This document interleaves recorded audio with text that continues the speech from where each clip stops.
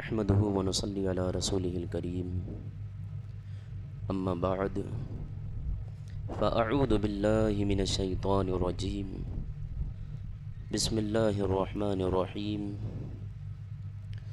سبحان الذي أسرى بعبده ليلا من المسجد الحرام إلى المسجد الأقصى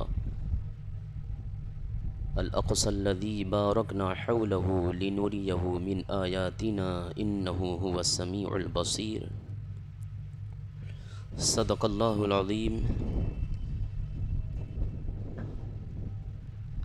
بارگاہ نبوت و رسالت میں ہدیہ درود و سلام پیش کریں، پڑھیں اللہم صلی علی سیدنا و مولانا محمد وبارک وسلم۔ صلو علیہ صلاۃ و سلاما علیک یا سیدی یا رسول اللہ صلی اللہ تعالی علیہ وسلم۔ حضرات،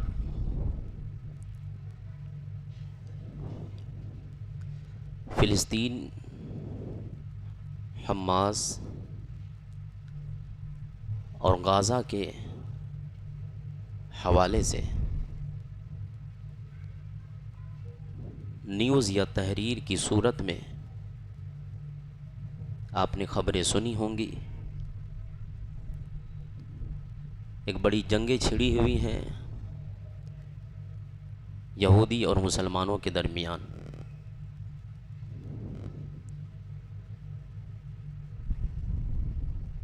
یہاں تک کہ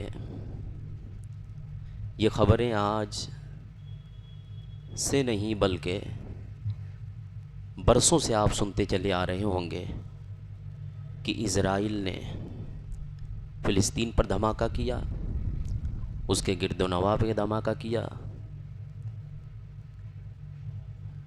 جانی مالی نقصانیں۔ اس کے متعلق لگ بھگ 75 سال سے یہ خبریں شائع ہو رہی ہیں اور دنیا والے اسے سن رہے ہیں، اپنی آنکھوں سے دیکھ رہے ہیں۔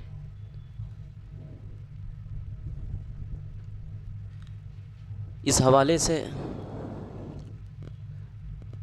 تاریخ کی روشنی میں کچھ باتیں میں پیش کروں گا اور ساتھ ہی اہل بنارس، اس کے علاوہ بہت سارے لوگ موجودہ بیماری میں گھرے ہوئے ہیں، جس کی وجہ سے جسمانی تکلیف، پیروں کی تکلیف سے دو چار نظر آتے ہیں۔ اب رفتہ رفتہ بیماریاں بڑھ کر اس نوبت تک آ پہنچی کہ جوانوں کی موتیں بھی ہونے لگی ہیں۔ تھوڑی سی لاپرواہی کی صورت میں انسان اپنی جان سے ہاتھ دھو بیٹھ رہا ہے۔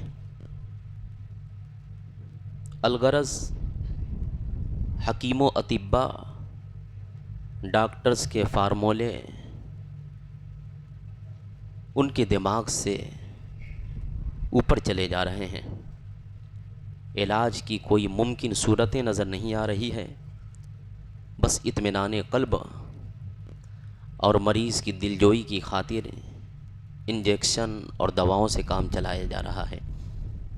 ایسے وقت میں ہمیں اب بھی اپنی خطاؤں، اپنے گناہوں، اپنے جرموں سے توبہ کر کے رب کی بارگاہ میں فریاد اور دعائیں مانگنے کی سخت ضرورت ہے۔ جہاں ہمیں اپنی پریشانیوں کو دفع کرنے کی خاطر، اپنی مشکلات کو توڑنے کی خاطر، آسانیوں کی حصول یابی کی خاطر دعائیں درکار ہیں، وہیں فلسطین کے مسلمانوں کی حفاظت کی خاطر، مسجد اقصیٰ کی تحفظ کی خاطر، بیت المقدس کی تحفظ کی خاطر، ان مسلمانوں کی خاطر ہمیں محفل دعا قائم کرنے کی اشد ضرورت ہے۔ آپ کو معلوم ہونا چاہیے کہ مسجد اقصی بیت المقدس جو ایک زمین القدس کی ہے، ملک شام میں پائی جاتی ہے، بہت بڑی مملکت تھی فلسطین کی۔ رفتہ رفتہ آپ اگر اسے گوگلز وغیرہ پہ سرچ کریں تو پتہ چلے گا کہ 1948 میں یہودیوں کی جماعتیں جا کر کے یورپ نے بڑا ہی ساتھ دیا تھا، وہاں پہ رہن سہن کو اختیار کر کر دھیرے دھیرے ارض فلسطین میں گھس کر کے فلسطین کی زمین پر قبضہ کرتے کرتے وہاں کے 90% زمینوں پر قابض ہو کر کے ایک چھوٹی سی زمین میں، جو کہ چاروں طرف سے گھرے ہوئے ہیں فلسطینیوں کو، فلسطین کے مسلمانوں کو محبوس کر دیا۔ ان کو چاروں طرف سے گھیر لیا، اور 1 سال 2 سال گزرتے نہیں کہ دھماکہ آویزی کے ذریعے سے بچوں اور ان مظلوموں کی جانیں جاتی ہیں، اور وہاں کی ایک چھوٹی سی فوجیں شہید ہو کر کے زمیں بوس ہو جاتی ہیں۔ عزیزان گرامی وقار، ارض مقدس جو بیت المقدس ہے، سرزمین فلسطین میں ہے، اس کی بڑی برکت ہے۔ میرے آقا کریم صلی اللہ علیہ وسلم نے اس زمین کے لیے دعا فرمائی تھی۔ نبی پاک صلی اللہ علیہ وسلم نے یہ دعا فرمایا کہ اللہم بارک لنا فی شامنا۔ اس وقت وہ شام کے علاقے میں سب کچھ آتے تھے، چاہے وہ اردن کی زمین ہو، غزہ کی زمین ہو، فلسطین کی زمین ہو، یہ آج جو موجودہ اسرائیل ہے وہ سب کے سب شام میں آتے تھے۔ تو نبی پاک صلی اللہ علیہ وسلم نے دعا فرمائی کہ اللہم بارک لنا فی شامنا، اللہم بارک لنا فی شامنا۔ تو کچھ نجد کے لوگ وہاں موجود تھے، نبی پاک علیہ السلام سے عرض گزار ہوئے، یا رسول اللہ ہمارے نجد کے لیے، یعنی نجد کے لیے بھی دعا فرمائیں۔ تو نبی پاک علیہ السلام نے پھر فرمایا اللہم بارک لنا فی شامنا۔ نجد کے لیے دعا کیوں نہیں؟ نبی پاک علیہ السلام نے فرمایا کہ وہاں سے فتنے اٹھیں گے، وہاں سے فتنے اٹھیں گے، زلزلے اٹھیں گے، اور ملک و ملت اور اسلام کو اس سرزمین سے پیدا ہونے والے انسانوں کے ذریعے سے کافی خسارہ اور نقصان پہنچے گا۔ تو نبی پاک علیہ السلام نے اس کے لیے دعا نہ فرمائی، لیکن شام کے لیے دعا فرمائی، اور شام ہی میں فلسطین ہے۔ اور فلسطین یہ مقدس سرزمین ہے جس میں اللہ رب العزت کے بہت سارے پیغمبر، نبی حضرات اس جگہ تشریف لے گئے، یہاں تک کہ اس ارض مقدس میں بہت سارے نبیوں کے مزارات موجود ہیں۔ جب یہ آیت کریمہ جو میں نے تلاوت کی، سبحان الذی اسری بعبدہ لیلا من المسجد الحرام الی المسجد الاقصی الذی بارکنا حولہ لنریہ، اللہ فرماتا ہے کہ وہ ارض مقدس جس کے ارد گرد بارکنا، ہم نے برکتیں رکھی ہیں۔ مفسرین فرماتے ہیں اس برکت سے مراد کیا ہے؟ اس برکت سے مراد یہ ہے کہ مسجد اقصی کے ارد گرد بہت سارے پیغمبروں کے مزارات ہیں، صلحاء کے مزارات ہیں۔ صحابہ مدینے اور مکے سے چل کر کے شام کی سرزمین پر آئے تھے، اور وہاں پہ بہت سارے صحابہ کے بھی مزارات ہیں۔ اور کعبہ مقدسہ کے بعد جو پہلا گھر اللہ رب العزت کا ہے، دنیا کی پہلی جو مسجد ہے کعبہ مقدسہ، کعبہ معظمہ کے 40 سال کے بعد حضرت آدم علیہ السلام کے ہاتھوں یا ان کے اولاد کے ہاتھوں مسجد اقصی جو فلسطین میں ہے، شام میں ہے، اس کی بنیاد ڈالی گئی تھی۔ اور اس کے بعد حضرت داؤد علیہ السلام جو کہ نبی ہیں، انہوں نے اس کو اور بھی توسیع فرمائی۔ بہت بڑی مسجد ہے مسجد اقصی، بہت بڑی مسجد ہے، اور بڑی برکتیں ہیں وہاں پر، بڑی رحمتیں ہیں وہاں پر، اور دنیاوی رحمت اور برکت بھی ہے، اور دینی رحمت و برکت بھی ہے۔ دین کا بہت بڑا کام ہوا تھا سلطنت عثمانیہ کے دور میں، وہاں پہ اس جگہ کے تھورو بہت سارے ممالک کو فتح کیا گیا، بہت سارے قلعے فتح کیے گئے، اسلام کے جھنڈے کو بلند و بالا کیا گیا تھا۔ الغرض دینی سطح پر یا دنیاوی سطح پر اللہ رب العزت نے برکتیں رکھی ہیں، دین کا کام وہاں سے بہت ہوا ہے، اور دنیاوی سطح پر کہ مسجد اقصیٰ کے ارد گرد کے جو علاقے ہیں وہ بہت ہی سرسبز و شاداب ہیں، وہاں کی نہریں ہیں، جس کی وجہ سے وہاں بہت طرح طرح کے قسم قسم کے پھل، سبز و شاداب، ہری سبزیاں، یہ ساری چیزیں دستیاب ہیں، بہت ساری چیزیں کھانے پینے کی موجود ہیں۔ یہ دنیاوی برکتیں ہیں، اور دینی برکت کے دین کا بہت بڑا کام وہاں سے ہوا ہے۔ الغرض حضرت داؤد علیہ السلام نے اس کی توصیف فرمائی، جو انبیاء کرام ہوتے ہیں تو انہیں خبر ہوتی ہے کہ ان کی موتیں کب ہوں گی۔ حضرت اسرائیل ان کے پاس آئے تو انہوں نے اپنے بیٹے حضرت سلیمان علیہ السلام کو، جو کہ پیغمبر ہیں اور نبی ہیں، ان کو وصیت فرمائی کہ مسجد اقصیٰ کی تعمیر کے کام کو مکمل فرمائے۔ الغرض وہ اس دنیا سے کوچ کر جاتے ہیں حضرت داؤد علیہ السلام۔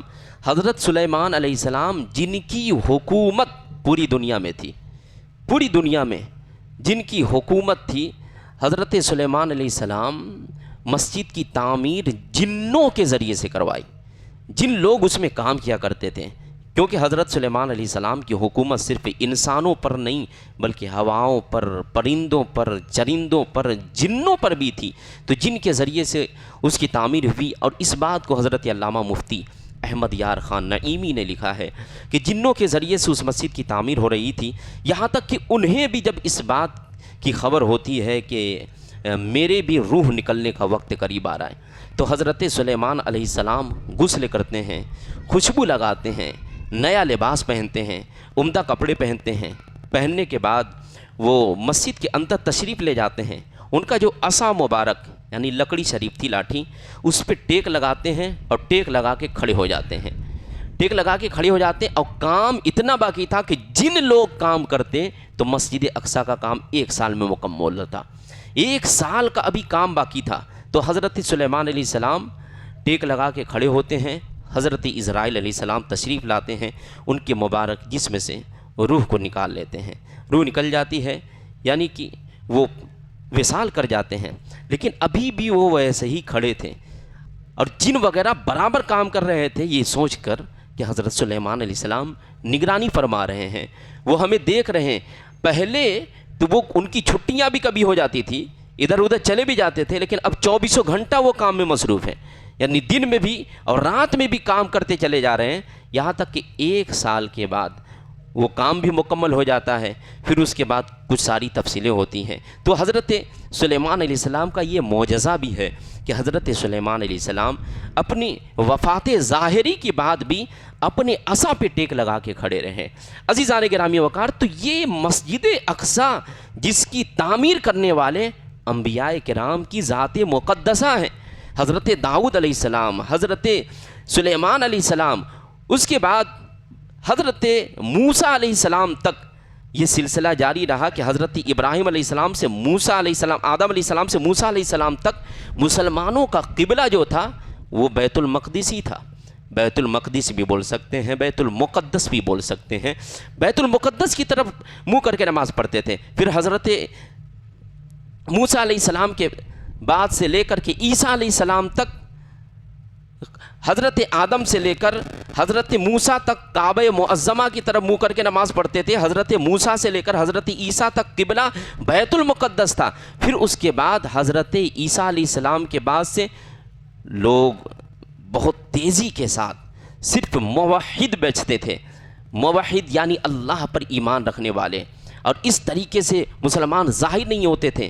پوری دنیا میں عیسائی ہوتے تھے، یا تو پھر یہودی کے نام سے جانے جاتے تھے، راہب کے نام سے جانے جاتے تھے، اور اگر جو مسلمان تھے تو وہ موحد کے نام سے جانتے تھے کہ ایک اللہ پر ایمان رکھنے والا۔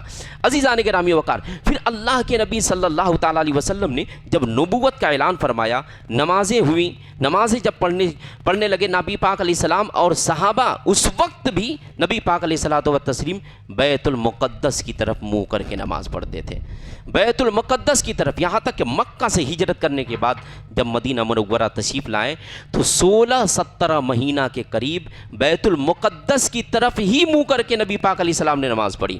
پھر اس کے بعد 15 رجب کو 1 سال 5 مہینے کچھ دن کے بعد نبی پاک صلی اللہ تعالیٰ علیہ وسلم 15 رجب کو بنی سلمہ مسجد میں جو مدینہ شریف میں ہے، مدینہ شریف کے گرد و نواح میں ہے، اس میں نماز ظہر پڑھ رہے تھے. ظہر کے نماز کے دوران ہی قبلہ بدلنے کا حکم دے دیا گیا.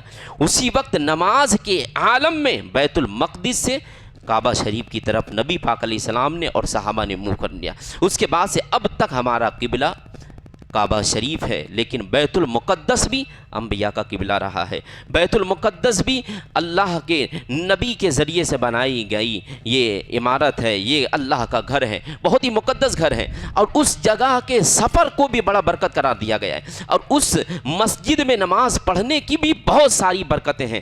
الغرض تو آج یہودیوں کی سوچ اور فکر اس طرف مائل ہو رہی ہے کہ فلسطینوں کو ختم کر دیا جائے، مسلمانوں کو مار دیا جائے، بیت المقدس پر قبضہ کر کے بیت المقدس کو گرا دیا جائے، اسے ڈھا دیا جائے، اور پھر وہاں پہ اس دیوار کو قائم کر دیا جائے جو حضرت داؤد علیہ السلام کرنا چاہتے تھے. یہ ان کے گمان میں ہے، جس کی وجہ سے وہ ایک بڑی جنگ کرنے کے چکر میں ہے، ایک بڑی لڑائی کرنے کے چکر میں ہے. عزیزان گرامی وقار، بیت المقدس پہ عرصہ دراز سے مسلمانوں کا قبضہ رہا ہے. وہاں ان کے خدام رہے ہیں. خود حضرت زکریا علیہ السلام کے دور میں، حضرت زکریا کے دور میں مسجد اقصیٰ کے 4000 خدام تھے. صرف خدام کی بات کر رہے ہیں، وہاں پہ خدمت کرنے والے کی، وہاں پہ صاف صفائی کرنے والے کی، وہاں پہ دیکھ ریکھ کرنے والے کی بات کر رہے ہیں کہ 4000 خدام تھے، اور 4000 خدام کے 27 یا 70 سردار تھے، یعنی ان کی نگرانی میں کام ہوا کرتے تھے. اور ان 70 سرداروں کے سب سے اعلیٰ سردار حضرت زکریا علیہ السلام تھے، حضرت زکریا علیہ السلام تھے. اور وہیں بیت المقدس سے کچھ دور پر ایک جگہ ہے بیت اللحم، وہاں پہ حضرت عیسیٰ علیہ السلام پیدا ہوئے. بڑی بابرکت جگہ ہے بیت المقدس، یہ فلسطین کی سرزمین بڑی بابرکت جگہ ہے. عزیزان گرامی وقار، تو مسلمان وہاں رہے، انبیاء کی جماعتیں وہاں رہیں، صلحاء کی جماعتیں وہاں رہیں. پھر دھیرے دھیرے وہاں پہ عیسائیت قابض ہو جاتے ہیں، یورپ کے لوگ وہاں چلے جاتے ہیں اور عیسائیت چلے جاتے ہیں، اور پھر صلیبی وہاں اکٹھا ہوتے ہیں. نبی پاک علیہ الصلوۃ والتسلیم کے دور میں وہاں پہ عیسائیوں کا ہجوم اور عیسائیوں کا مرکز بن گیا تھا. حضور پاک صلی اللہ تعالیٰ علیہ وسلم کے دور خلافت میں بھی، نبی کے زمانے میں بھی بہت ساری چیزیں، بہت ساری جنگیں فتح ہوئی. حضرت ابو بکر صدیق کے دور خلافت میں بہت ساری چیزیں فتح ہوئی اور شام کی طرف مسلمان بڑھ گئے تھے. لیکن ابھی بیت المقدس فتح نہیں ہوا تھا کہ حضرت عمر فاروق کے دور خلافت میں بیت المقدس کو بھی فتح کر لیا گیا، یعنی بیت المقدس میں بھی اسلام کا جھنڈا لہرانے لگا. حضرت عمر فاروق کے زمانے میں بھی شام میں حکومت ہو گئی، مصر میں حکومت ہو گئی، کوفہ و بصرہ میں حکومت ہو گئی. ان جگہوں میں اسلام کا جھنڈا لہرانے لگا. اس کے بعد کئی صدیاں گزر گئی، 400-500 سال تک مسلمان رہے وہاں پہ مسلمانوں کے قبضے رہے. ابھی تو وہاں پہ یہودیوں کی جنگ گھٹ موجود ہے. اس کے بعد پھر بیچ میں ایک بہت بڑی جنگ ہوئی تھی، صلیبی جنگ کے نام سے بہت مشہور ہے کہ بہت سارے مسلمانوں کی جانیں گئی اور اس پر عیسائی قابض ہو جاتے ہیں. پھر اس کے بعد دور عثمانیہ آتی ہے. پھر اس سے پہلے حضرت صلاح الدین ایوبی نے 4 لاکھ عیسائیوں کے سامنے اپنے 12,000 کے فوج کو جمع کیا تھا. اور 12,000 میں اتنا استحکام، اتنی قوت، اتنی ارادت اور اتنی ہمت، اتنی جواں مردی، اتنی شجاعت اور اتنی بہادری تھی کہ ان 12,000 کے فوجوں نے 4 لاکھ کے فوج کو مات دے دیا. پھر ایک بار بیت المقدس پہ اسلام کا جھنڈا لہرایا. پھر اس کے بعد صلیبی جنگ ہوتی ہے، یہودی جنگ ہوتی ہے. پھر اس کے بعد 500 سے زائد سلطنت عثمانیہ کے دور میں اس مسجد پر مسلمان قابض رہے، وہاں پہ ان لوگ نماز پڑھتے رہیں، دین کو فروغ دیتے رہیں. پھر ایک جنگ ہوتی ہے 1917-18 اور 16 اس میں دھیرے دھیرے باہر سے یہودی وہاں پہ جانا شروع ہوئے، یہاں تک کہ 1948 میں ایک چھوٹی سی ریاست قائم ہوتی ہے اسرائیل کے نام سے، ایک دم نیا نام، اسرائیل کے نام سے ایک چھوٹی سی ریاست قائم ہوتی ہے۔ 1957 58 68 تک ہوتے ہوتے اکثر جگہ پہ ان کا قبضہ ہو جاتا ہے، اور آج 2023 میں 90 سے زائد زمین پر ان کا قبضہ ہو گیا ہے۔ اور ظلم و ستم کے وہ پہاڑ کہ آپ ہمیشہ اخباروں کے ذریعے سے، پیپروں کے ذریعے سے، نیوز کے ذریعے سے سنتے چلے آ رہے ہوں گے کہ چھوٹے چھوٹے بچوں کی جانیں چلی جا رہی ہیں، کھانے پینے بند کر دیے جاتے ہیں، ساز و سامان کو ختم کر دیا جاتا ہے۔ آج ہم بیمار ہو رہے ہیں، ہم پریشان ہو رہے ہیں، تو رب کی بارگاہ میں دعائیں کر رہے ہیں۔ ہمارے مسلمان بھائی وہاں مارے جا رہے ہیں، ہمارے مسلمانوں پہ ظلم و ستم کیا جا رہا ہے، ایک ایک بم کے ذریعے سے 10 بلڈنگیں گرا دی جا رہی ہیں، اور لوگ اتنے پریشان حال ہیں۔ لیکن ان کے لیے، ان کے استحکام کے لیے، ان کے مضبوطی کے لیے ہمیں رب کی بارگاہ میں دعا کرنی چاہیے۔ اس کے باوجود بھی وہ مسلمان پیچھے نہیں ہٹ رہے، ان کے اندر ہمت ہے، وہ ارض مقدسہ ہے، ضرور فیض ہوگا۔ رب کی بارگاہ میں ہمیں دعا کرنی چاہیے۔ ہر مسلم ایک جسم ہوتے ہیں، ایک جان کی طرح ہوتے ہیں، ایک جسم کی طرح ہوتے ہیں، ایک کڑی کی طرح ہوتے ہیں۔ اگر وہاں مسلمانوں کو تکلیف ہو رہی تو درد ہمیں ہونا چاہیے، وہاں مسلمانوں پہ ظلم ہو رہا ہے تو درد ہمیں ہونی چاہیے عزیزان گرامی وقار۔ لیکن اس درد کی دوا ہمارے لیے کیا ہے؟ ہم ان کو ظاہری طور پہ کوئی چیزیں فراہم نہیں کر سکتے کھانے پینے کی، لیکن ہاں ہم ان کے لیے آیت کریمہ پڑھ کے رب کی بارگاہ میں دعا کر سکتے ہیں۔ ہم اپنے لیے بھی دعا کریں گے، اب بالخصوص فلسطین کے مسلمانوں کے لیے، بیت المقدس کی حفاظت کے لیے، مسلمانوں کی شجاعت و بہادری کے لیے، اور فلسطین کے مسلمانوں کی فتح یابی کے لیے ہم آیت کریمہ پڑھیں گے اور رب کے بارگاہ میں دعا فرمائیں گے۔ تو آپ لوگ کم از کم ایک تسبیح آیت کریمہ پڑھیں، یعنی لا الہ الا انت سبحانک انی کنت من الظالمین، اور ایک تسبیح حسبنا اللہ و نعم الوکیل پڑھیں۔ اس کے بعد مختصر دعا بھی ہو جائے گی، اور اول و آخر درود شریف پڑھ لیں۔ صلی اللہ علیہ محمد صلی اللہ علیہ وسلم۔